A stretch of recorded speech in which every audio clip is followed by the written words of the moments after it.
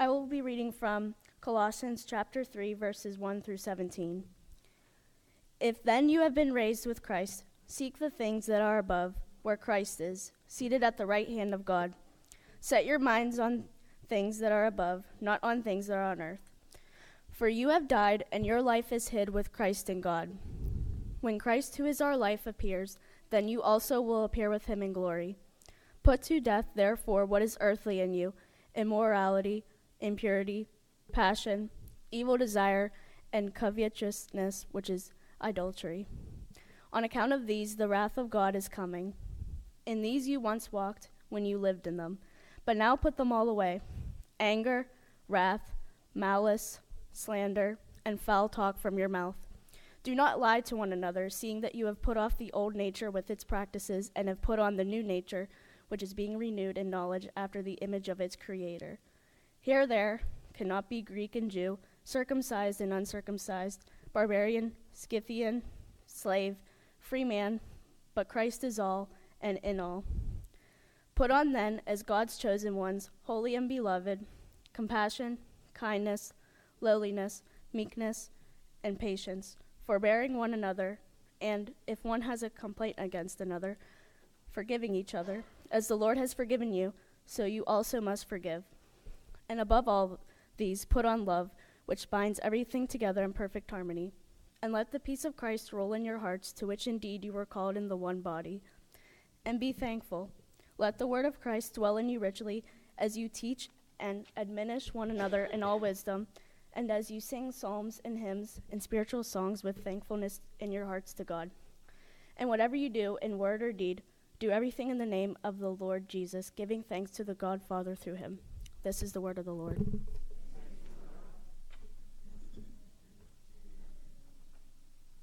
So I have here in my pocket Thomas Jefferson's Bible. I may have shown you this before. I don't remember. It's not, okay, look, it's not actually Thomas Jefferson's Bible, right? It's worse than that. It's the Bible that Thomas Jefferson wrote. And if you sit back and think, hey, a person shouldn't write the Bible, you're right. Thomas Jefferson, after his presidency, so this was in about 1815, he bought 3 new Bibles, a set of razor blades, and some glue. And he proceeded to edit the scriptures to what he thought they should have been all along. It was actually titled The Life and Morals of Jesus of Nazareth. And basically what Jefferson did was take the Gospel of Luke mostly, along with some of the others, and he cut out all the stuff that he didn't believe. You might notice it's a very small book. So among the stuff that hit the chopping block were really anything miraculous. So you no longer, sorry, I hope you like Christmas, but you're not going to get it from Thomas Jefferson, because Thomas Jefferson did not believe in the either the divine conception or the virgin birth of Jesus Christ. So he cut that out. He cut out all of Jesus' major miracles, and I'm going to read you the last, he called it verse, right? I'll read you the last sentence here. There they laid Jesus and rolled a great stone to the door of the sepulchre and departed. He left Jesus in the tomb because Thomas Jefferson did not believe in the resurrection. I think of this, I keep this on my shelf as a reminder to me when anyone says, but all the founding fathers were fine Christians. Thomas Jefferson was a heathen. Some were, but Thomas Jefferson was not. It's also a good reminder. It's a reminder that sometimes we do what Thomas Jefferson did. The question is, if he doesn't believe this stuff, why did he write a Bible? And he went to his friends and he showed his friends this and said, I'm going to publish this. And they said, no! You don't do that. And it wasn't published till after he died. Jefferson wrote this because Jefferson believed simultaneously that none of this stuff was true, but that people still needed Christian morality. He didn't believe in the gospel, but he believed that a Christian way of life was good for the life of the country. He believed that we still required biblical morals. That's why the word morals shows up in the title there. By the way, he was wrong, you may have noticed, about a lot of things. However, this is not an unusual kind of attempt. We do this. We do this. We try. When we're sharing the gospel, when we're talking to people, we make the mistake of asking them to behave as Christians in the absence of conversion. We ask them to behave in biblical fashion without actually knowing Jesus. And guess what? Doesn't work. Does not work. And it's astonishing to me that we would try to do this, because if we have paid attention to, the unabridged version, we would have known better. The Bible never, ever calls anyone to live like a Christian before it calls them to Christ.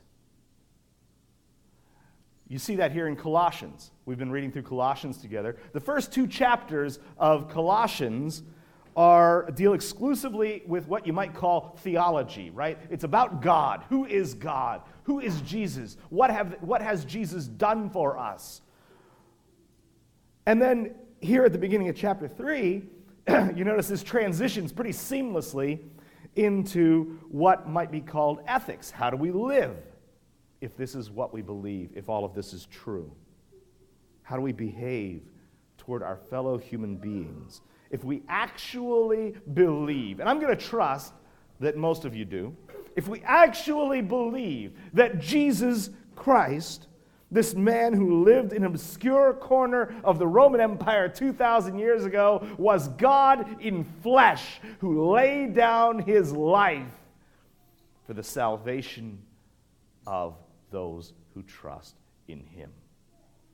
If this is what we believe, if unlike Jefferson, we don't leave the story with the stone being rolled across the entrance of the tomb, if we believe that Jesus rose, how do we live?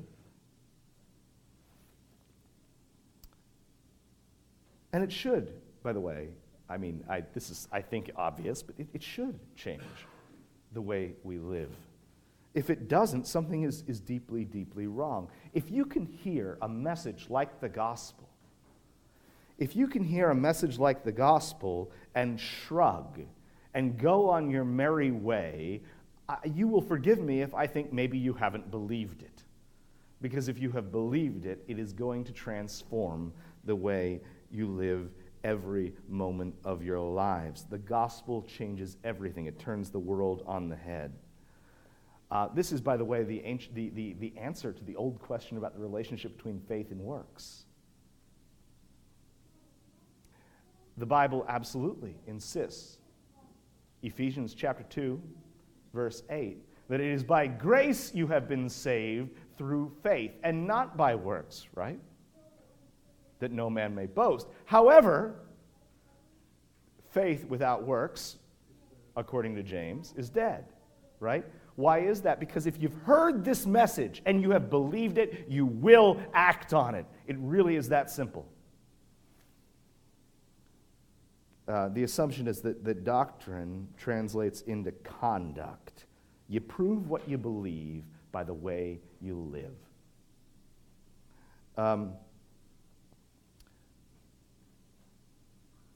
The Colossian, with regard to this, Paul goes on here in Colossians in chapter 3 and 4, and he lays out a lot of areas in which the gospel changes the way we live. And he's talking about relationships. How does knowing Jesus change our relationships? And first, our relationship to God. Second, our relationship with one another within the church.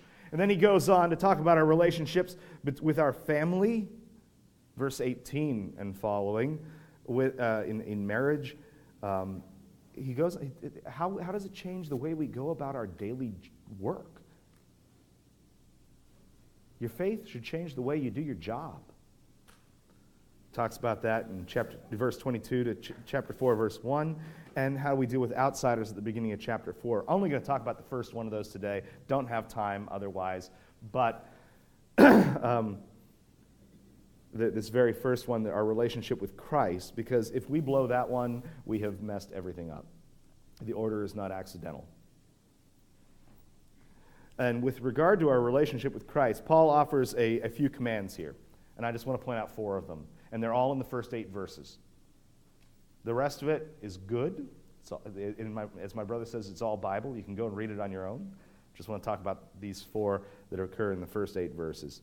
The first, verse 1, he says to seek the things that are above. Seek the things that are above.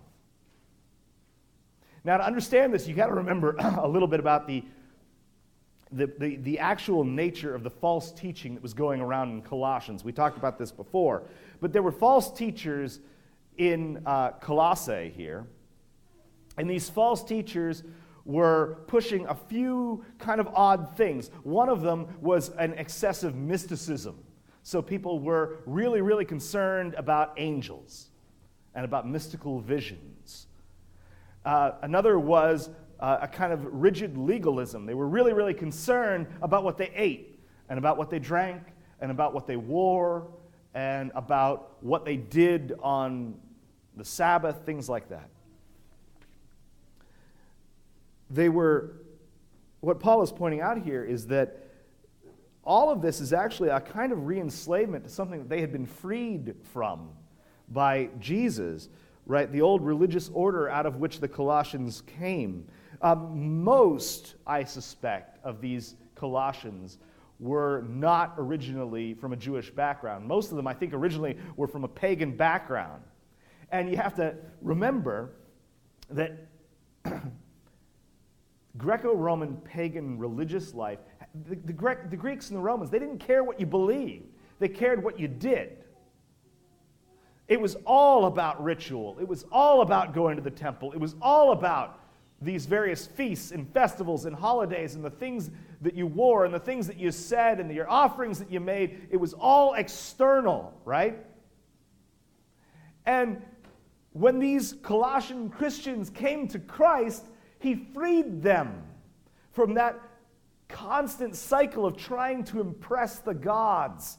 Because here they had met the one true God who was able and willing to save. No longer did they have to go through all these steps to try to get on the good side of the divine. Now they know they are on the good side of God. How do they know that? Because he has given his Son for them.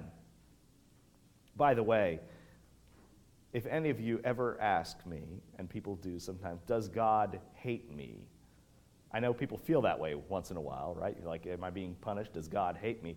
My reply will always be the same. It is, look right behind me. There is a cross back there. Just think on that. If God hated you, he would not have given his Son for you.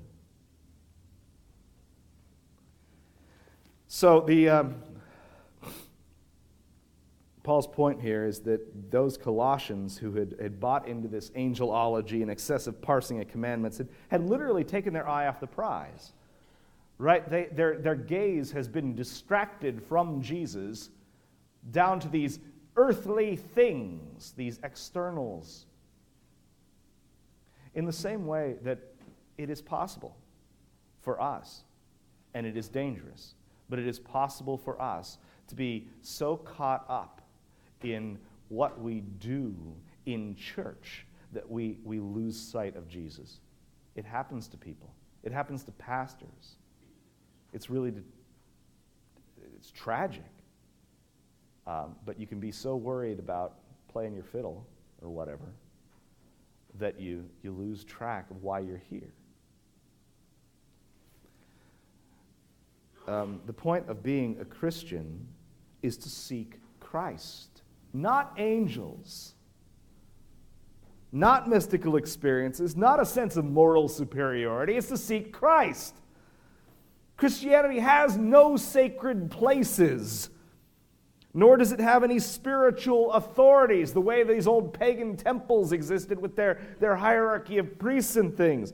All authority rests with the true head of the church, Jesus Christ, who is seated at the right hand of the Father in heaven, and hence available and accessible to everyone who calls on him by the power of the Holy Spirit. I know you know that, but it's worth reminding you once in a while.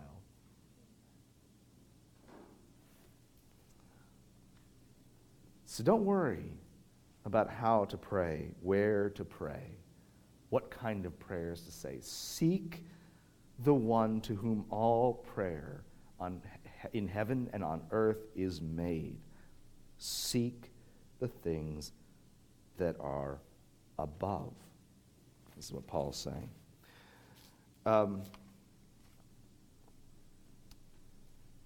There is a second command here. Oh, by the way, let's just ask a question here. If you're not seeking the things that are above, if you take inventory of your life and you say, wait a minute, this is not what I'm doing, shouldn't that tell you something about your relationship with Christ? If you come to me and you seem extraordinarily reluctant to go home to your husband or your wife or your kids or something like that, I'm going to begin to wonder about your relationship with them. Likewise, if you are not seeking the things that are above, if that's not what your goal, the goal of your life, to seek Christ and his glory, if that's not the goal of your life, then you might reasonably ask yourself a question, hey, what kind of relationship do I have with him, because this is not the way it's supposed to be. So seek the things that are above. Second, Paul tells us, verse 2, to set our minds on things that are above. This is, it's like that first command, so to seek the things that are above, but also set our minds on it. This is a kind of stock of the New Testament. The assumption is that not only should your soul belong to the Lord, but so should your mind. You are supposed to be daily renewed in your mind, Romans 12, verse 2, right? So that you learn to think like Jesus, so that you learn to treasure the things that Jesus treasures, so that you learn to desire the things that Jesus desires. This is not a suggestion that Christians should be constantly involved in heavenly matters to the exclusion of earthly things. Can't possibly mean that, because Paul goes on to talk about, hey, how do you deal with your family? How do you deal with your job? Those things are important. To say that you should have your mind set on things above doesn't mean that you should be just flighty and distracted from all the things in front of you. It means that that's where your desire should lie. That's where your interest should lie. That's where your determination and your affections should lie. It's the answer to the question, what are you living for? And I'll be honest, I think most people can't answer that question. Most of the people I run into on a daily basis, they have no idea what they're on this planet to do. They have no idea what they're living for day to day. They don't know why they're going to work except that they have bills. They're not sure why they have kids. I mean, I guess they know why they have kids. Anyway. Most of the people you meet on a daily basis have no idea why they are on this planet. They're baffled, and they prefer not to think about it because it's frightening. You should know why you are here. Why do you exist? You exist, in the words of the first answer to the first question of the Westminster Shorter Catechism, you exist to glorify God and to enjoy him forever. That is what you are created for. You are created for the glory of God. And if you are working for something other than the glory of God, you are working against that which you were created for. And that's not to say that you have to somehow quit everything and go and be a missionary or something like that. It's at every moment of every day. Whatever you do, Paul says here, you do it to the glory of God. That's your motivation. Set your mind on things above. Third, verse 5, he makes pretty explicit here what this means. He says, "Put to death, therefore, what is earthly in you. Sexual immorality, impurity, passion, evil desire, and covetousness, which is idolatry. On account of these, the wrath of God is coming." So I'm going to write a self-help book one day. This seems to be the way to do it. It's going to have a list. All books that sell these days are just nothing but lists. And it is going to, but every point on this list is going to be the same. So here's my self-help list. It's just going to be the 10 Commandments with small exposition, and at the end just a note to do it or don't do it. Either way. You want to know what to work on in your life? You want to know what is impeding your relationship with Christ? Here you go. Here's a list. It's not whatever you might think is your problem areas. It's these things. Paul identifies here, look, obviously, sexual immorality, which includes, by the way, sins of the mind. And sins of the mind like pornography, impurity, passion. By the way, passion here implies unrestrained anger. Evil desire, which is pretty much what it says, and covetousness. That short list there covers like 98% of human failings, to be honest. I find a lot of myself in there. Put these things to death. That's serious. Paul is not calling you to a minor self-improvement. He says, take these things that are in you that impede your walk with Christ. Take these things that are in you that distract you from your Lord, from your purpose, from the reason you are made and the reason you have been called, and you put them to death. Kill them. It's one of my favorite Puritan names, by the way. In 17th century New England, parents often gave their children really creative, interesting names. There's some fun names. Just read a little bit about Massachusetts in like the 1630s and 40s. And one of the most popular names in Massachusetts in the 1630s was Kilsin. Can you imagine naming it's a girl's name, by the way. Can you imagine naming your daughter Kilsin? That's my daughter, Kilsin Scott.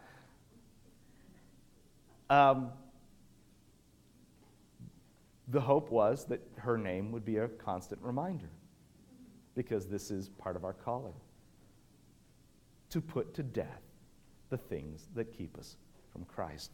And finally, verse 8, fourth, Paul says, put away the life you once lived.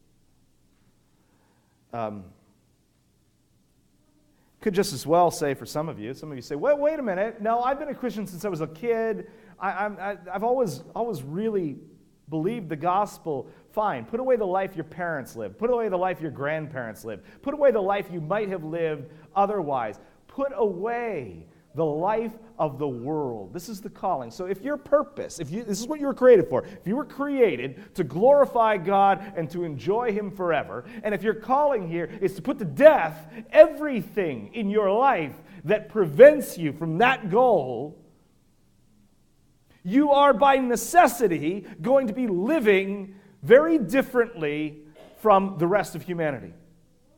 You should be living very differently from the rest of humanity. If you are not living very differently from the rest of humanity, if you just blend in and are comfortable, you're not living according to the purpose for which you were made.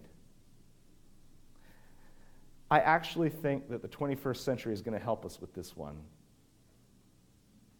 What do I mean by that? What I mean by that is that for a long time, Christians have been lulled into the false belief, it was always false, that somehow being a good citizen and being a good Christian were pretty much the same thing. that all you have to do is be a respectable human being, that that's the call of the gospel. It's not. But as society around us grows in godlessness, as the world becomes coarser, as the world becomes more, well, hellish, to speak in technical terms, the life of the Christian is going to stand out more and more and more. You're going to find that you're different. Get over it. You're going to find that you stand out. Get used to it. Maybe you don't like attention. Too bad. Because following Jesus is going to get you attention. It's not going to be the kind of attention you necessarily want. But you cannot live the life of the world. You cannot live the life that you would have lived otherwise while following, seeking Christ with your mind on things that are above and putting to death the sin that is in you. Amen.